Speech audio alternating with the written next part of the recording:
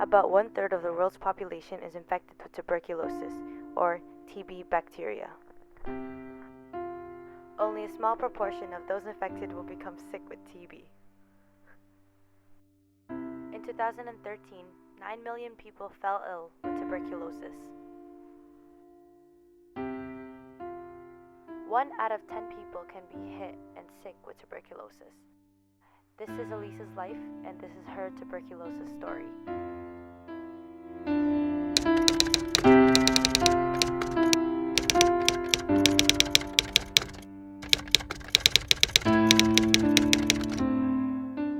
Hi, I'm Elise, and I'm recovering from tuberculosis.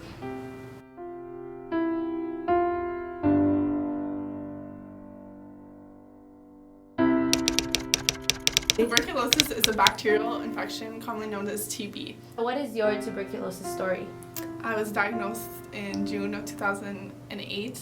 I was homeless at the time, so I wasn't really eating properly. I felt really tired and I was coughing a lot, had pains in my chest, and that's when I went to my doctor and was diagnosed.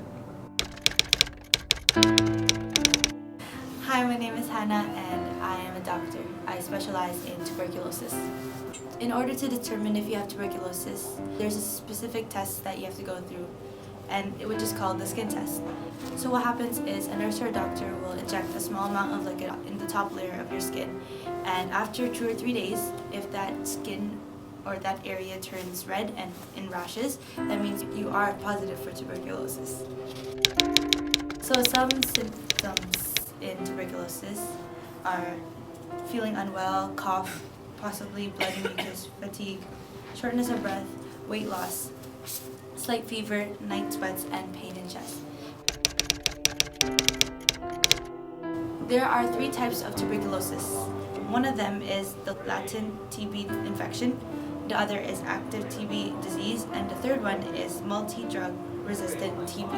And our patient Elise has active TB disease. What's the treatment like for tuberculosis?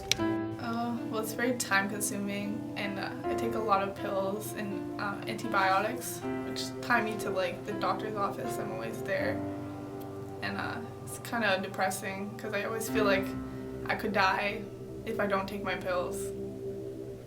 That's very deep.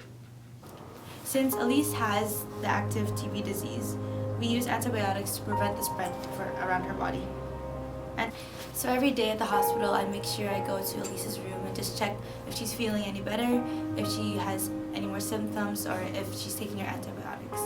Regular monitoring is important for a person with tuberculosis. How has it been for the past few years? It's been hard. I don't really have a good support system, and I'm very isolated from everybody. How about your family? Do they come and visit you? Well, I only have one relative here. Her name is Candace, and she can't really come see me because I am in isolation. So it gets lonely at times. It's hard. So how do you feel about Elise right now? I'm very nervous. I'm terrified actually. Like she's the only family I have right now, and I don't know.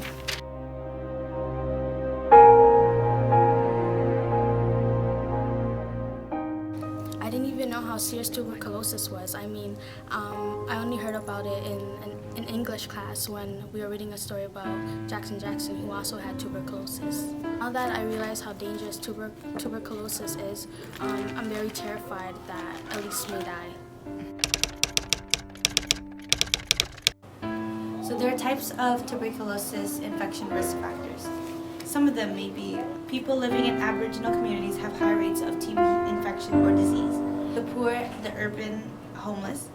Those who have come into close contact with individuals with tuberculosis have higher risk factors also. Residents of long-term care and correctional facilities, healthcare workers and correctional staff, and also people born outside of Canada. So tuberculosis disease risk factors include HIV and AIDS, lung disease called silicosis, cancer of head and neck, infected with TB in the past 2 years, smoking 1 pack of cigarettes or more per day, and so much more. Fortunately, in modern day, this disease is preventable.